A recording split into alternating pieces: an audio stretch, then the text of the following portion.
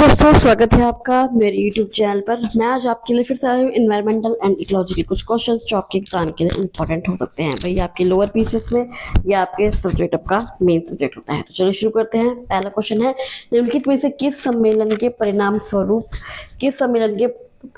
स्वरूप संयुक्त राष्ट्र पर्यावरण कार्यक्रम की स्थापना हुई? किस सम्मेलन के परिणाम स्वरूप ही संयुक्त राष्ट्र पर्यावरण कार्यक्रम की स्थापना? तो वो हुई थी स्टॉकहोम सम्मेलन 1972। कौन सी? स्टॉकहोम सम्मेलन 1972। स्टॉकहोम सम्मेलन 1972 में हुई थी इसकी स्थापना। 5 से 6 जून 1972 के दौरान स्वीडन की राजधानी स्टॉकहोम में मानव पर्यावरण पर संयुक्त राष्ट्र सम्मेलन आयोजित किया गया था। कहाँ पर? स्वीडन की राजधानी स्टॉकहोम में 5 से 16 जून 1972 के दौरान कौन सा सम्मेलन? मानव पर्यावरण पर संयुक्त राष्ट्र सम्मेलन आयोजित किया गया था। इसी ऐतिहासिक सम्मेलन के परिणाम स्वरूप 5 जून 1972 को संयुक्त राष्ट्रीय पर्यावरण कार्यक्रम की स्थापना हुई थी। यूएनईपी किसका? यूएनईपी का मुख्यालय कहाँ है? यूएनईपी का मुख्यालय आपका नैरोबी केन्या में स्थित है। स्टॉकहोम सम्मेलन की शुरुआत की तिथि 5 जून को याद रखने के लिए हर साल 5 जून को विश्व पर्यावरण दिवस के रूप में मनाया जाता है। कौन सा? वर्ल्ड एनवायरनमेंट डे मनाया जाता है 5 जून को। नेक्स्ट क्वेश्चन आता है, निम्नलिखित कथनों पर विचार कीजिए। पहला कथन है, आईपीसीसी की स्थापना किसी? आईपीसीसी की स्थापना यूएनईपी एवं WMO द्वारा संयुक्त रूप से की गई थी। किसकी? आईपीसीसी की स्थापना। और दूसरा कथन है, आईपीसीसी स्वयं वैज्ञानिक अनुसंधान नहीं करता बल्कि उपलब्ध वैज्ञानिक अध्ययनों का आकलन करता है। तो इसमें आपके एक और दोनों ही सही है। आईपीसीसी की स्थापना यूएनईपी एवं WMO द्वारा संयुक्त रूप से की गई थी। जलवायु परिवर्तन पर अंतर सरकारी पैनल आईपीसीसी। कौन सा? अंतर सरकारी पैनल आईपीसीसी। क्या फुल फॉर्म है इसकी? Inter governmental panel on climate change. Inter governmental panel on climate change के द्वारा स्थापना की गई थी 1988 में। संयुक्त राष्ट्र पर्यावरण कार्यक्रम और विश्व मौसम विज्ञान संगठन WMO द्वारा संयुक्त रूप से की गई थी। और जो आईपीसीसी है वो स्वयं वैज्ञानिक अनुसंधान नहीं करता। जी हाँ, आईपीसीसी स्वयं कोई नया वैज्ञानिक अनुसंधान या परीक्षण नहीं करता। इसका मुख्य कार्य दुनिया भर में प्रकाशित वैज्ञानिक, तकनीकी और सामाजिक आर्थिक साहित्य का व्यापक और पारदर्शी रूप से आकलन करना है। नेक्स्ट क्वेश्चन आता है, यूएनएफसीसीसी के संदर्भ में निम्नलिखित में से कौन सा कथन सही है? यूएनएफसीसीसी की फुल फॉर्म क्या है? United Nations framework convention on climate change. United Nations framework convention on climate change. कौन सा कदम सही है? तो आपका कदम इसमें बी ऑप्शन है। यह जलवायु परिवर्तन पर वैश्विक सहयोग हेतु रूपरेखा प्रदान करता है। क्या करता है? यह जलवायु परिवर्तन पर वैश्विक सहयोग हेतु रूपरेखा प्रदान करता है। ये एक अंतर्राष्ट्रीय संधि है। यूएनएफसीसीसी एक अंतर्राष्ट्रीय संधि है जो वैश्विक स्तर पर जलवायु परिवर्तन से निपटने और अंतर्राष्ट्रीय वार्ताओं के लिए एक कानूनी एवं नीतिगत ढांचा प्रदान करती है। नेक्स्ट क्वेश्चन आता है, निम्नलिखित में से कौन सा सम्मेलन कानूनी रूप से बाध्यकारी उत्सर्जन कटौती लक्ष्य से संबंधित था? कौन से उत्सर्जन कटौती लक्ष्य से संबंधित था? निम्नलिखित में से कौन सा सम्मेलन? तो वो था क्योटो प्रोटोकॉल। कौन सा? Kyoto protocol. यह यूएनएफसीसीसी के तहत उसके जो अभी बताया था, United nation framework convention on climate change के तहत अपनाया गया एक ऐसा अंतर्राष्ट्रीय समझौता था। पहला ऐसा अंतर्राष्ट्रीय समझौता था ये क्योटो प्रोटोकॉल, जिसने विकसित देशों के लिए कानूनी रूप से बाध्यकारी ग्रीन हाउस गैस उत्सर्जन में कटौती के लक्ष्य निर्धारित किए थे। नेक्स्ट क्वेश्चन आते हैं, common but differentiated responsibilities. Common है लेकिन डिफरेंशिएटेड रिस्पॉन्सिबिलिटीज CBDR। क्या? CBDR सिद्धांत का संबंध मुख्यतः किससे है? इसका संबंध तो इसका भी संबंध है आपका यूएनएफसीसीसी से। किससे? UNFCCC, United nation framework for climate change. समान किंतु विभेदित उत्तरदायित्व common but differentiated responsibilities CBDR का सिद्धांत यूएनएफसीसीसी और 1992 के रियो पृथ्वी सम्मेलन का एक मुख्य आधार स्तंभ है। क्या है? एक मुख्य आधार स्तंभ है। अब क्या है? कॉमन बट डिफरेंशिएटेड रिस्पॉन्सिबिलिटीज है क्या? पर्यावरण और जलवायु परिवर्तन की रक्षा करना सभी देशों की साझा जिम्मेदारी है। वे सभी जिम्मेदारी है पर पर्यावरण और जलवायु परिवर्तन की रक्षा करना, लेकिन विकसित और विकासशील देशों की ऐतिहासिक भूमिकाओं और आर्थिक क्षमता में अंतर होने के कारण उनकी जिम्मेदारियां अलग अलग होंगी। कैसी होंगी? अलग अलग होंगी। जो विकसित देश होंगे और जो विकासशील देश होंगे। इस सिद्धांत के तहत विकसित देशों, जिनका औद्योगिक क्रांति के बाद से ऐतिहासिक उत्सर्जन में सबसे बड़ा योगदान रहा है, को उत्सर्जन कम करने, जो विकसित देशों को क्या करें, विकसित देश उत्सर्जन कम करने और विकासशील देशों को वित्तीय एवं तकनीकी सहायता प्रदान करने की अधिक प्राथमिकता जिम्मेदारी दी गई है। नेक्स्ट क्वेश्चन आता है, निम्नलिखित युग्मों पर विचार कीजिए। कौन सा युग्म सुमेलित है? वियना अभिसमय, ओजोन परत संरक्षण, मॉन्ट्रियल प्रोटोकॉल, ओजोन क्षयकारी पदार्थ और पेरिस समझौता, जलवायु परिवर्तन। तो इसमें आपकी तीनों ही सही हैं। वियना अभिसमय, ओजोन परत संरक्षण। सबसे पहला देखते हैं वियना अभिसमय और ओजोन परत संरक्षण क्या है। यह 1985 में, कब? 1985 में अपनाया गया एक ढांचागत समझौता है, जिसका उद्देश्य मानव स्वास्थ्य और पर्यावरण को ओजोन परत के क्षरण से बचाना है। फिर आता है आपका मॉन्ट्रियल प्रोटोकॉल। क्या है ये? ओजोन क्षयकारी पदार्थ। 1987 में, ये कब? ये आया था 1987 में अपनाया गया यह समझौता वियना अभिसमय के तहत ही कार्य करता है। इसका उद्देश्य ओजोन परत को नुकसान पहुंचाने वाले रसायनों ओडीएस जैसे सीएफसी के उत्पादन और उपभोग को चरणबद्ध तरीके से समाप्त करना है। फिर आता है आपका पेरिस समझौता, जलवायु परिवर्तन 2015 में। ये कब अपनाया गया था? 2015 में। यूएनएफसीसीसी के COP 21 के दौरान अपनाया गया यह अंतर्राष्ट्रीय समझौता वैश्विक तापमान वृद्धि को पूर्व औद्योगिक स्तर से 2 डिग्री सेल्सियस से नीचे रखने के लिए प्रतिबद्ध है। नेक्स्ट क्वेश्चन आता है, बेसल कन्वेंशन का मुख्य उद्देश्य क्या होता है? किसका? बेसल कन्वेंशन का मुख्य उद्देश्य तो होता है खतरनाक अपशिष्टों के सीमा पार परिवहन को नियंत्रित करना। क्या होता है? खतरनाक अपशिष्टों के सीमा पार परिवहन को नियंत्रित करना। क्या है इसका पूरा नाम? बेसिक कन्वेंशन का खतरनाक अपशिष्टों के सीमा पार संचालन और उनसे निपटान के नियंत्रण पर बेसल कन्वेंशन कब अपनाया गया था? ये अपनाया गया था 1989 में। कब? 1989 में अपनाया गया था और 1992 में। कब? 1992 में इसे लागू किया गया था। इसका उद्देश्य है विकसित देशों से विकासशील देशों में खतरनाक और जहरीले कचरे के स्थानांतरण और सीमा पार परिवहन को रोकना और उसका पर्यावरण अनुकूल प्रबंधन सुनिश्चित करना। नेक्स्ट क्वेश्चन आता है, रोटरडैम कन्वेंशन। कौन सा? रोटरडैम कन्वेंशन मुख्यतः किस सिद्धांत पर आधारित है? तो किस सिद्धांत पर आधारित है ये रोटरडैम कन्वेंशन? तो यह प्रायर इन्फॉर्म्ड कंसेंट। किस पर? प्रायर इन्फॉर्म्ड कंसेंट पर आधारित है।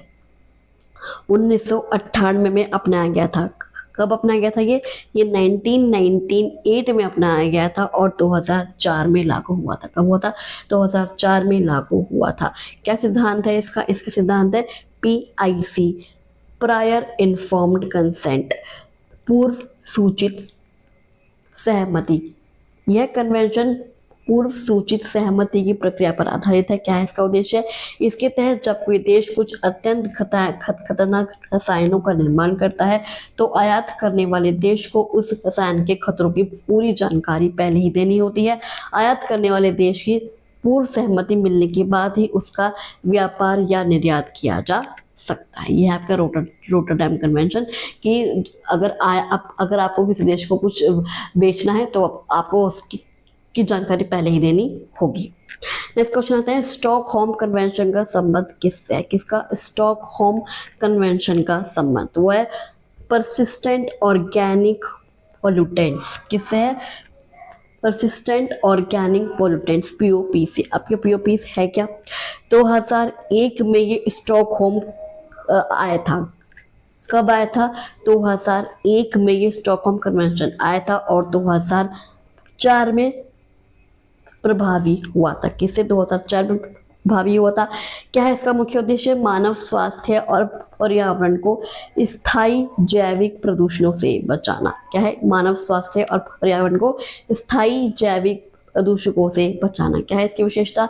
पीओपीस ऐसे जहरीले रसायन और रसायन आधारित जहरीले तत्व होते हैं जो पर्यावरण में आसानी से नष्ट नहीं होते, लंबे समय तक वातावरण में बने रहते हैं और खाद्य श्रृंखला के माध्यम से जीवों के शरीर में जमा होते जाते हैं। For example DDT. क्या डीडीटी? पीसीबी, डाइऑक्सिन आदि। नेक्स्ट क्वेश्चन आता है, निम्नलिखित में से कौन सा सम्मेलन संकटग्रस्त वन्य जीवों एवं वनस्पतियों के अंतर्राष्ट्रीय व्यापार को नियंत्रण करता है? कौन सा सम्मेलन है जो संकटग्रस्त वन्य जीवों और वनस्पतियों के अंतर्राष्ट्रीय व्यापार को नियंत्रित करता है? तो वो है साइट्स। कौन सा? साइट्स। क्या है इसकी फुल फॉर्म? इसकी फुल फॉर्म है convention on international trade. Convention on international trade in endangered species of wild fauna and flora। क्या है? Convention on international trades in endangered species of wild fauna and flora.